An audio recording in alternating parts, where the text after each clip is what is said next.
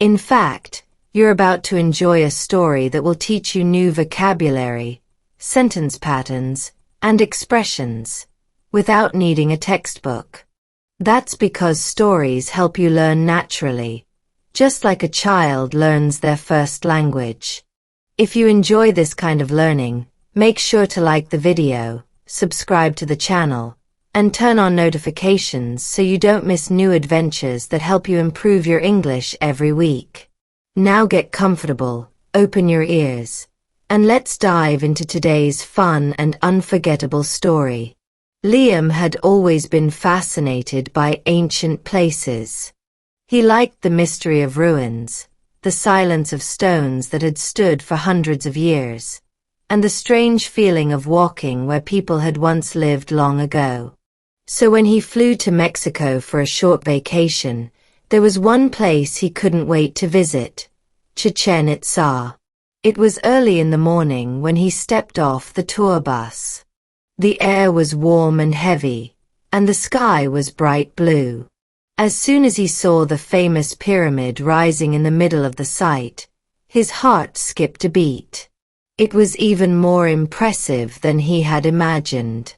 Huge, silent, and full of history.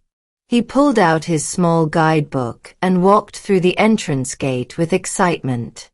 Around him, other tourists were taking photos, reading signs, and chatting in different languages.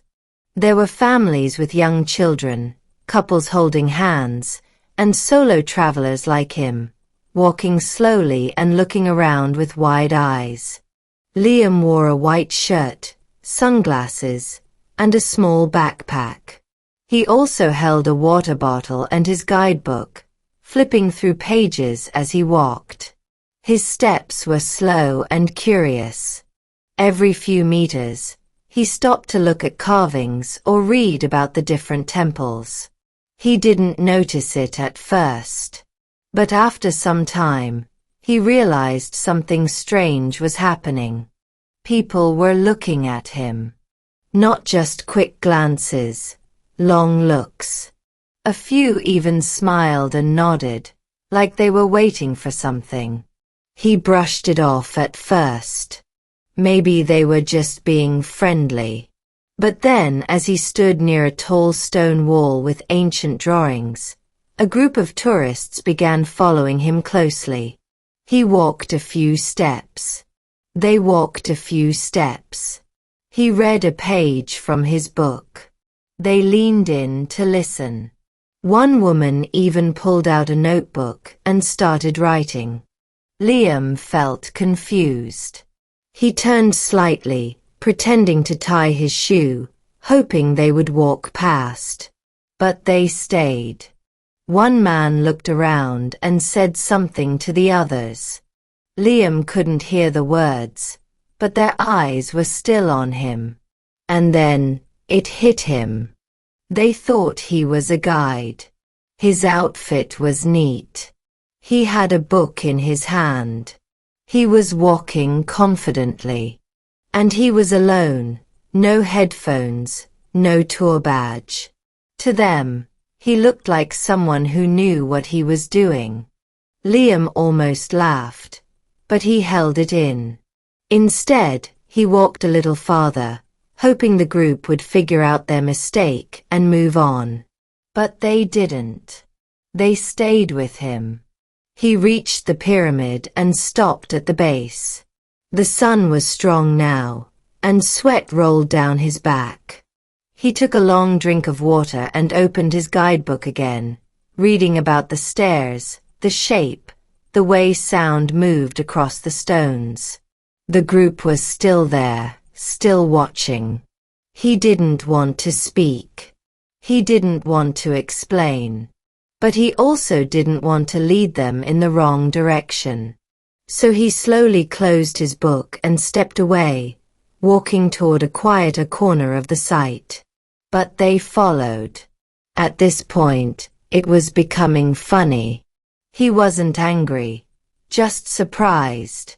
He moved faster. They moved faster. He stopped near a tree, and they formed a half circle around him, like students waiting for the next lesson. Liam took a deep breath and smiled softly to himself. He didn't know what to do. Should he wave his hands and tell them he wasn't a guide? Should he keep walking and ignore them? Should he disappear behind a wall? He chose the last option. He turned left, past a large stone column, and slipped quietly behind a building. He waited there, half hidden by shadows, and watched as the group looked around in confusion. They paused. They whispered. And finally, they walked away in another direction. Liam let out a breath and laughed silently. He shook his head and stepped back into the sun, feeling like he had just escaped a small, strange adventure. He spent the rest of the morning exploring the ruins more quietly. This time, he kept some distance from other groups. He stopped walking when someone got too close. He put his book away and just used the signs. And as he walked past one of the ancient ball courts, he saw another guide speaking to a group. The man wore a similar white shirt, dark pants, and held a book just like his. That's when Liam realized how easy the mistake had been. He didn't blame the group. He looked the part. Maybe he even acted like one without meaning to. And in a place full of wonder, people were ready to believe in anything. Later, when the day was almost over, Liam found a quiet bench near the exit. He sat there, drinking cold water and looking back at the pyramid. The sun was lower now, and the shadows made the steps look even sharper. He thought about how unexpected the day had been. He had come to learn about history and ended up being part of a little story himself. He hadn't spoken a word, but he had been followed, trusted, and watched like a real guide. Travel, he thought, always had a surprise waiting. And this one had made him laugh. That evening, back at the hotel, he wrote in his journal. He didn't focus on the heat or the walking. He wrote about the moment when he realized he was being followed. About the confusion. The quiet escape. The strange feeling of being trusted without saying anything. He called the entry, the accidental guide. And he knew he would remember that moment forever.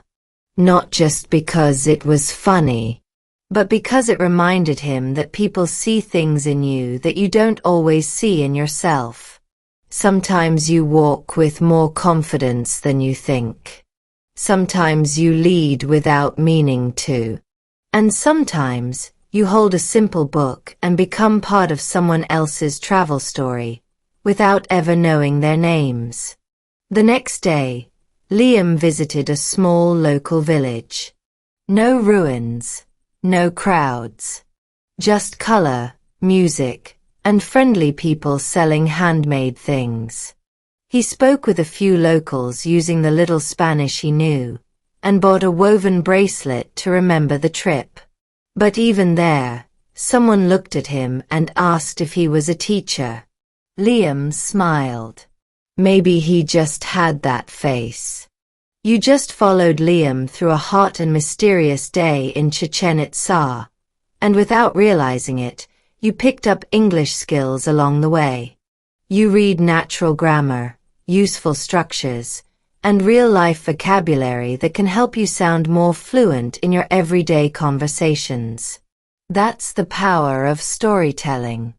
It makes learning fun and unforgettable. If you enjoyed this story, like the video, subscribe to the channel, and hit the bell icon so you never miss a new adventure. Now it's your turn. Have you ever been mistaken for someone else while traveling? Tell us in the comments below. We'd love to hear your story. Keep listening, keep learning, and keep improving your English one story at a time.